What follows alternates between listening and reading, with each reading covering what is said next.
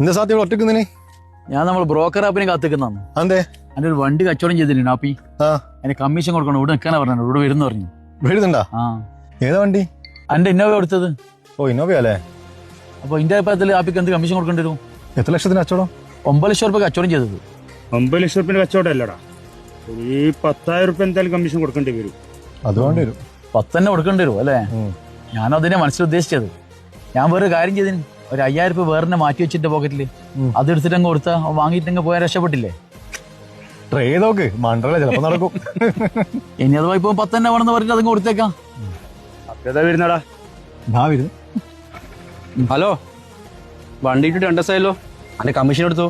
എല്ലാപ്പോ നമ്മൾ നിന്റെ കമ്മീഷൻ കൊണ്ട് ഒളിച്ചു കൊടുത്താ. നിന്റെ കമ്മീഷൻ തന്റെ അടുത്ത് ബാങ്കിൽ ഇട്ടോലില്ലേ? എനിക്ക് എപ്പം ചോദിക്കാലോ. സാത്തേ നീ കൂടുതൽ ഉത്സാഹം നിൽക്കണ്ട. കച്ചവടം എങ്ങനെ ഞങ്ങൾക്ക് സ്പോട്ടിന് കമ്മീഷൻ കിട്ടണം. എടുക്കേണ്ട 1000. എല്ലാപ്പി 1000 വേണ, ഒരു 500 പോരെ കമ്മീഷൻ? ഓടേ, 9 ലക്ഷം റുപ്യ കച്ചവടം ചെയ്തിട്ട് 1000 രൂപ കമ്മീഷൻ കിട്ടണ്ടേ? ബഷീർ എനിക്ക് നിൽക്കാൻ മതി. 10,000 കിട്ടുന്നിടത്ത് 1000 വായിച്ചു പോകുന്ന മണ്ടേ. 1000 വാങ്ങി കൂടിപ്പോയാ ആ മതിയല്ലേ കണക്കന്നെ.